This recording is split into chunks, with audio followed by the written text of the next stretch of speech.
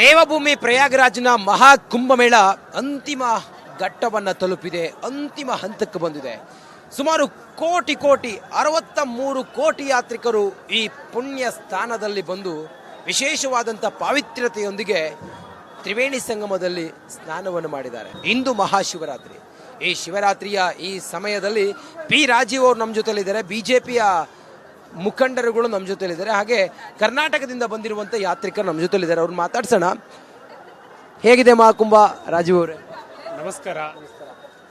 ಒಬ್ಬ ವ್ಯಕ್ತಿಗೆ ತನ್ನ ಜೀವನದಲ್ಲಿ ಆಧ್ಯಾತ್ಮಿಕ ಪಯಣದಲ್ಲಿ ಆಗಬಹುದಾದಂತಹ ಒಂದು ರೀತಿಯ ವಿಶಿಷ್ಟವಾದ ಅನುಭವ ಇಲ್ಲಿ ಬಂದು ನೋಡಿದಾಗ ಅನಿಸುತ್ತೆ, ಒಬ್ಬ ವ್ಯಕ್ತಿ ತನ್ನ ಮನೆಯಲ್ಲಿ ಒಂದು ಮಗಳ ಮದುವೆಯನ್ನು ಮಾಡಬೇಕು ಅಂದರೆ ವ್ಯವಸ್ಥೆ ಮಾಡೋದು ಎಷ್ಟು ಕಷ್ಟ.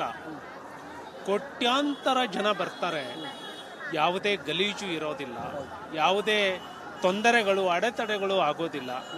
ಈ ವ್ಯವಸ್ಥೆಯನ್ನು ಮಾಡಿರೋದನ್ನ ನೋಡೋದೇ ಒಂದು ಅದ್ಭುತ.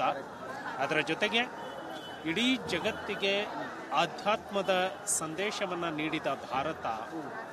ಯಾಕೆ ಭಾರತ ಗಟ್ಟಿಯಾಗಿ ಇರುತ್ತೆ ಅಂದರೆ ಈ ದೇಶದ ಆಧ್ಯಾತ್ಮಿಕ ಬೇರುಗಳು ಅಷ್ಟು ಆಳಕ್ಕೆ ಇಳಿದಿದ್ದಾವೆ. ಹಾಗಾಗಿ ಇದೊಂದು ಜೀವನದಲ್ಲಿ ಎಂದಿಗೂ ಮರೆಯಲಾರದ ಅನುಭವ.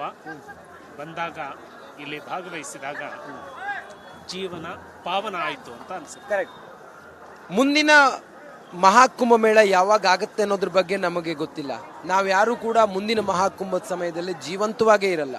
ಹಿಂದಿನ ಮಹಾಕುಂಭದಲ್ಲಿ ಯಾರಿದ್ರು ಅನ್ನೋದ್ರ ಬಗ್ಗೆ ನಮ್ಗೆ ಅರಿವೇ ಇಲ್ಲ, ಯಾವಾಗ ಆಯ್ತು ಅನ್ನೋದ್ರ ಬಗ್ಗೆ ಅರಿವಿಲ್ಲ. ನಮ್ಮ ಜೀವನ ಎಷ್ಟು ಪಾವನ. 500 ವರ್ಷದ ಹೋರಾಟದ ನಂತರ ಬಾಲರಾಮನನ್ನ ಅಯೋಧ್ಯೆಯಲ್ಲಿ ನಾವು ಪ್ರತಿಷ್ಠಾಪನೆ ಮಾಡಿದ್ವಿ. 144 ವರ್ಷದ ನಂತರ ಈ ಪುಣ್ಯ ಧರೆಯಲ್ಲಿ ನಾವೆಲ್ಲರೂ ಕೂಡ ಬಂದು ತ್ರಿವೇಣಿ ಸಂಗಮದಲ್ಲಿದ್ದೀವಿ. ನಾವೆಷ್ಟು ಪಾವನರು, ನಾವೆಷ್ಟು ಪುನೀತರು, ನಾವೆಷ್ಟು ಪುಣ್ಯವಂತರು. ಈ ಜಗತ್ತಿನಲ್ಲಿ ಒಬ್ಬ ವ್ಯಕ್ತಿ ಹುಟ್ಟೋದಕ್ಕೆ ಮೊದಲು ಇದ್ದ, ಸತ್ತ ಮೇಲೂ ಇರ್ತಾನೆ. ಆ ಚೈತನ್ಯ, ಅದನ್ನ ವಿಜ್ಞಾನದಲ್ಲಿ ಹೇಳ್ತಾರೆ, energy neither can be created ನಾರ್ ಕ್ಯಾನ್ ಬಿ ಡೆಸ್ಟ್ರಾಯ್ಡ್. ಇದನ್ನು ಸಾವಿರಾರು ವರ್ಷದ ಹಿಂದೆ ನಮ್ಮ ಋಷಿ ಮುನಿಗಳು ಹೇಳಿಬಿಟ್ಟಿದ್ರು. ಆ ಚೈತನ್ಯ ಅನ್ನುವಂಥದ್ದು ಅವಿನಾಶಿಯಾಗಿರುವಂಥದ್ದು, ಅದಕ್ಕೆ ಹುಟ್ಟು ಇಲ್ಲ, ಅದಕ್ಕೆ ಸಾವು ಇಲ್ಲ ಅಂತ. ಅದಕ್ಕೆ ಹಿಂದೂ ಧರ್ಮವನ್ನ ಸನಾತನ ಅಂತ ಹೇಳ್ತಾರೆ. ಈ ಪರಂಪರೆ ಕುಂಭಮೇಳ ಯಾವಾಗ ಪ್ರಾರಂಭ ಆಯಿತು ಯಾರಿಗೂ ಗೊತ್ತಿಲ್ಲ. ನಿಖರವಾಗಿ ನಡೀತಾ ಹೋಗುತ್ತೆ. ಮುಂದೆ ಎಲ್ಲಿಯವರೆಗೆ ಈ ಭೂಮಿ ಇರುತ್ತೆ, ಸೂರ್ಯಚಂದ್ರರು ಇರ್ತಾರೆ, ಅಲ್ಲಿವರೆಗೂ ನಡೀತಾ ಹೋಗುತ್ತೆ. ಸೊ ಈ ಒಂದು ಪರಂಪರೆ ಇದೆಯಲ್ಲ, ಇದೇ ಹಿಂದೂ ಧರ್ಮ, ಇದೇ ಸನಾತನ. ಈ ಸನಾತನ where the science ends spirituality starts ಅಂತ. ಆಧ್ಯಾತ್ಮಕ್ಕೆ ಮೂಢನಂಬಿಕೆಗೆ ಬಹಳ ಸಣ್ಣ ಎಳೆಯ ವ್ಯತ್ಯಾಸ ಇದೆ. ಅದನ್ನ ಗುರುತಿಸಲಾರದವರು ಯಾವುದು ಮೂಢನಂಬಿಕೆ, ಯಾವುದು ಆಧ್ಯಾತ್ಮ, ಇದನ್ನ ತಿಳಿದುಕೊಳ್ಳುವಂತಹ ಪ್ರಯತ್ನ ಮಾಡಲ್ಲ.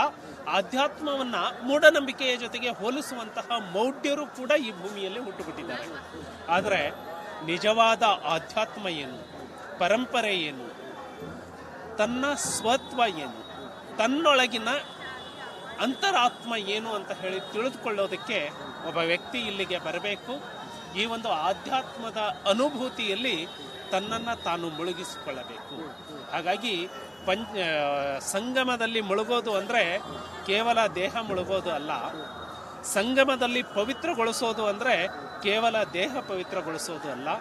ನಮ್ಮ ಕಾಮನೆಗಳು ಇದಾವಲ್ಲ, ನಮ್ಮಲ್ಲಿ ಇರುವಂತಹ ಅಹಂಕಾರಗಳು ಇದಾವಲ್ಲ, ಅದನ್ನು ಶುದ್ಧಗೊಳಿಸುವಂಥದ್ದು ಅದು ಈ ಪುಣ್ಯಭೂಮಿಯಲ್ಲಿ ಆಗತ್ತೆ. ಈ ಕಾಸ್ಮಿಕ್ ಎನರ್ಜಿಯನ್ನು ನೀವು ಇಲ್ಲಿ ಬಂದಾಗ ಮಾತ್ರ ಫೀಲ್ ಮಾಡಲಿಕ್ಕೆ ಸಾಧ್ಯ. ನೋಡಿ, ಒಂದು ನದಿಯ ಮೇಲೆ ಕೋಟಿ ಜನ ಅಮೇರಿಕಾವನ್ನ ಎರಡು ಬಾರಿ ಹಾಕಿದ್ರೆ ಅದು ನಮ್ಮ ಧಾರ್ಮಿಕ ಕಾರ್ಯಕ್ರಮದ ಒಟ್ಟು ಜನಸಂಖ್ಯೆ ಆಗುತ್ತೆ.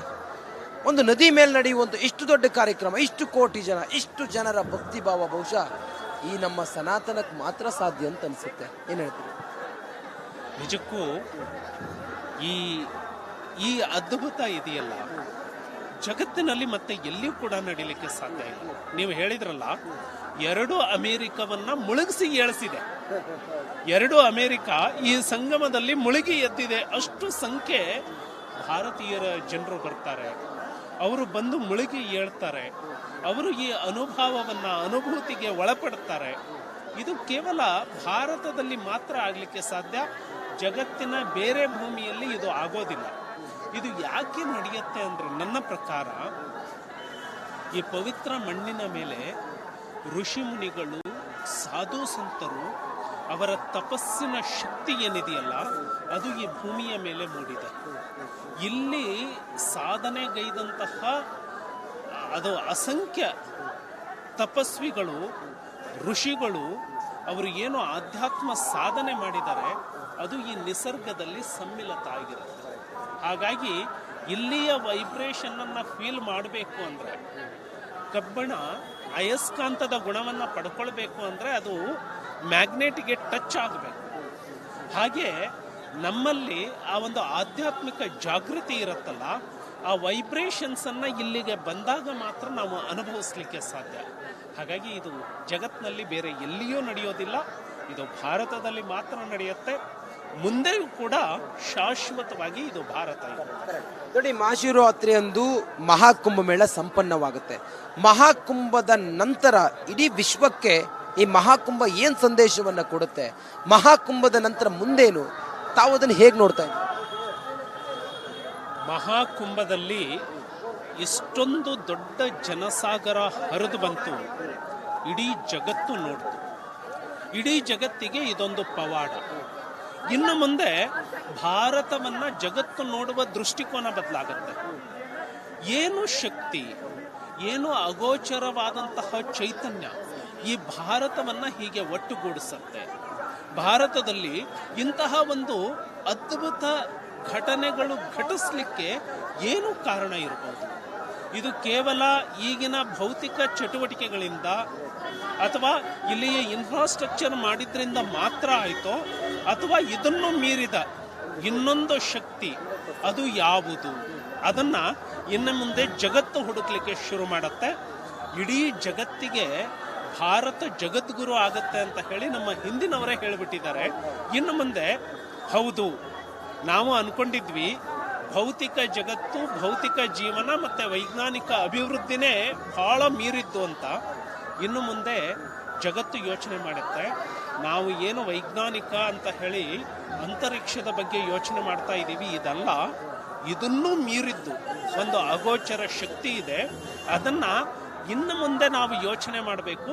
ಆದರೆ ಭಾರತೀಯರು ಇದನ್ನು ಮೊದಲೇ ತಿಳಿದುಕೊಂಡು ಬಿಟ್ಟಿದ್ದಾರೆ ಅಂತ ಇನ್ನು ಮುಂದೆ ಜಗತ್ತು ಯೋಚನೆ ಮಾಡುತ್ತೆ. ಹಾಗಾಗಿ ಜಗತ್ತಿಗೆ ಆಧ್ಯಾತ್ಮವನ್ನು ತಿಳಿಸುವಂತಹ ಮಾತೆ ಯಾವುದು ಅಂದ್ರೆ ಅದು ಭಾರತ ಮಾತೆ. ಇದು ಭಾರತದ ಪರ್ವಕಾಲ, ಇದು ಭಾರತದ ವಿಶ್ವಗುರು ಆಗುವತ್ತ ಹೊರಟಿರುವಂತ ನಮ್ಮ ದೇಶದ ವೈಭೋಗ ಇದು ಮಹಾಕುಂಭ ಅನ್ನೋದನ್ನು ಹೇಳ್ತಾ ಇದ್ದಾರೆ. ಇನ್ನುಳಿದವ್ರನ್ನು ಮಾತಾಡಿಸ್ತೀನಿ. ಕ್ಯಾಮರಾ ಪರ್ಸನ್ ಲಕ್ಷ್ಮೀಪುತ್ರ ಜೊತೆಗೆ ನಾನು ರಂಜಿತ್ ಶ್ರೀಯಾರ್, ರಿಪಬ್ಲಿಕ್ ಕನ್ನಡ, ಪ್ರಯಾಗ್ರಾಜ್.